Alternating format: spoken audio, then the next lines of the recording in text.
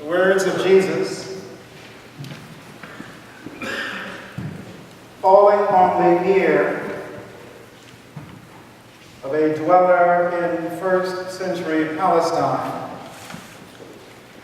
living a rigorous, arduous existence in a land occupied by the Roman Empire, being only the latest in an historical series of oppressors.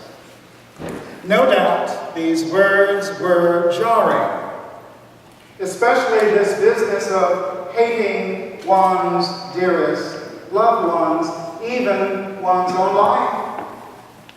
Jarring though I believe they may have been, I also think they were understandable, perhaps even acceptable in a grittily realistic way, particularly in regard to carrying crosses and counting the costs of commitment. You see, life was hard, and loyalties and disloyalties could get you killed. Now, brothers and sisters, for us Western, especially American postmodernists, and I stress Western and American, for still in our world there are many lands where one's allegiances bear the threat of death. But for us, we American postmodernists, steeped in the religion of individualism, Jesus needs a new marketing strategy. His message cries out for a radical makeover. I thought about this, and I had a conversation with Jesus. I said, Jesus, to be your disciple, you mean I don't get to choose who I love? Jesus, to be your disciple, I have to hate my beloved wife, Pantheola, our beloved daughter, Kristen, you, my St. Mark's community, my own life. Really? And then, Jesus, to be your disciple, I have to take up a cross, which, as I recall when I read your story, you did, and you died. Jesus, either, rather devilishly, you seek to amuse us, or you are simply stark raving, barking mad. And if you are serious, Jesus, then consider me unchristian. Now, on second thought, I'm sorry, Jesus. I'm sorry. I may have been so characteristically too hasty and too harsh. Because as I read on, you offer two examples to deepen our understanding of the character of the commitment you command. But, and this is why I think you might be joking, neither scenario of cost counting matches your all-consuming demand. To build a tower, we better count the cost to make sure we can start and finish, for if not, we'll be ridiculed. We understand this. Over 4 years, we as a community have contemplated step by step the renovation of our parish hall, counting the cost, yes, in money, but also in the economy of human drama played out on the stage of displacement and anticipation, and paid out in the emotional capital of anxiety and hope. Excuse me, I digress. I like the way I said that. And Pantheola and I understand this business of tower building and counting the costs. We who, after years of dreaming And for the past nearly 2 years of renovation, paying, yes, money, lots of it, and especially on Viola, paying the due price of frustration and aggravation, we experienced this past month of August the completion of our bed and breakfast in Spartanburg, South Carolina. So we understand the necessity of counting the cost if you want to build something. And then Jesus gives us an example about waging war. Certainly a matter more grave than building a tower. So yes, Jesus, I see that you ratcheted up the intensity. But we, as any ruler, had better count the cost to make sure we can begin and end with little sacrifice of life or loss of empire. And as our president and our Congress contemplate a so-called limited military engagement in the internecine conflict in Syria, and this following our costly commitments in Afghanistan and Iraq, we understand this. Still, Jesus, I don't see the connection. Well, perhaps because I'm obtuse, but I don't see it. You, to paraphrase Dietrich Bonhoeffer, in calling us to follow you, bid we come and die. Attempting to build a tower and completing it or not is not of the same magnitude. And contemplating war, particularly in this example of a king whose army is so outmatched that he considers peace, is not of the same magnitude as dying. So, brothers and sisters, what sense do we make of this? What sense can we, are we able to make of this? Note how this text begins.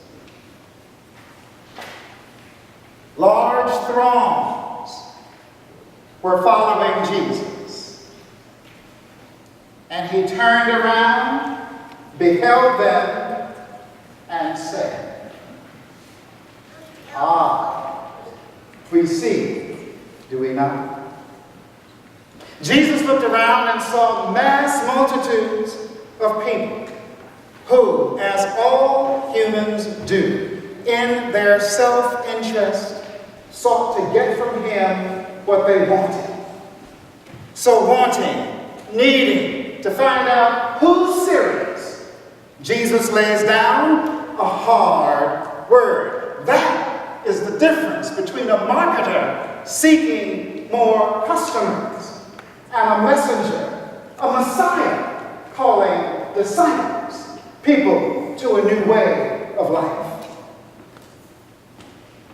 So, brothers and sisters, we who have stuck around, we who have continued to follow Jesus, we who claim the name Christian, are obliged, I think, I submit to you this day, to count the cost of our discipleship. How? Well, I've said it before, I'll say it again. Jesus is no casuist. He does not impart theoretical rules drawn from previous events to be applied to each and every new instance of existence. Rather, Jesus teaches, I think, in the paradoxical language of cosmically overarching yet earthbound principles, bidding that we, as we sign on, we, as individuals and as community, daily will take up the cross to figure out what the cost is for ourselves. Therefore, I can't tell you what the cost of your discipleship is for you. However, at the risk of a definitude that is anathema to St. Mark's, I will say this.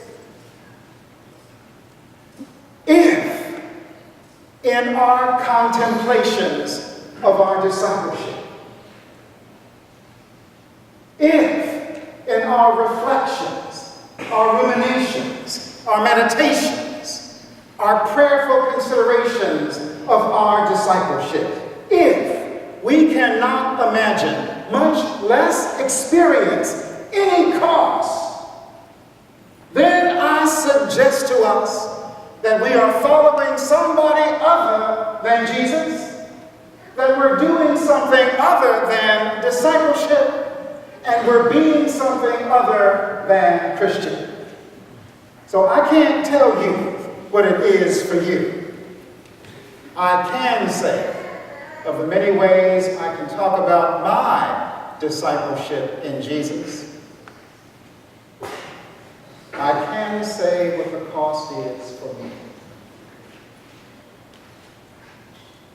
My brothers and sisters, and I have all August to think about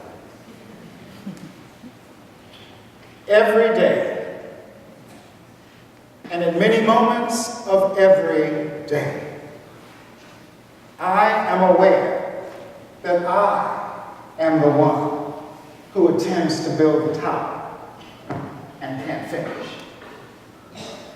I am the ruler who seeks to contemplate war, waging battle against all I oppose. But I do not have a sufficient army to grant a mission of success. In other words, every day and many moments of every day, I remember that I am human. I am limited. I'm limited in intellect. I don't know everything. I don't even know some things about some things I'm supposed to know. And I'm limited in energy. I don't have enough strength of arm or stamina of will to accomplish half of what I intend or imagine. I am limited in money. I don't have enough material resource to support agencies and institutions that work for, promote, labor toward the fulfillment of love and justice in this world in vast arenas larger than anything I could contemplate. And truth to tell, the most of what little I have, I'm all king, which flies in the face of Jesus' admonition that we are to give up all our possessions. Let's speak truth today. And I'm also limited in integrity. If the risk is great enough, I will consider compromising my values, and I confess that I, in the past, many times in the face of my fears, have made such disemboweling, emasculating concessions. Don't know about you, but that's my truth. You see, my Christian discipleship reminds me of my limitations. Therefore, I need Jesus. Therefore, I need the community that He has called together and has confirmed in the power of His Spirit in the presence of those who daily are struggling to figure out what the cost is for themselves, and therefore, I need you.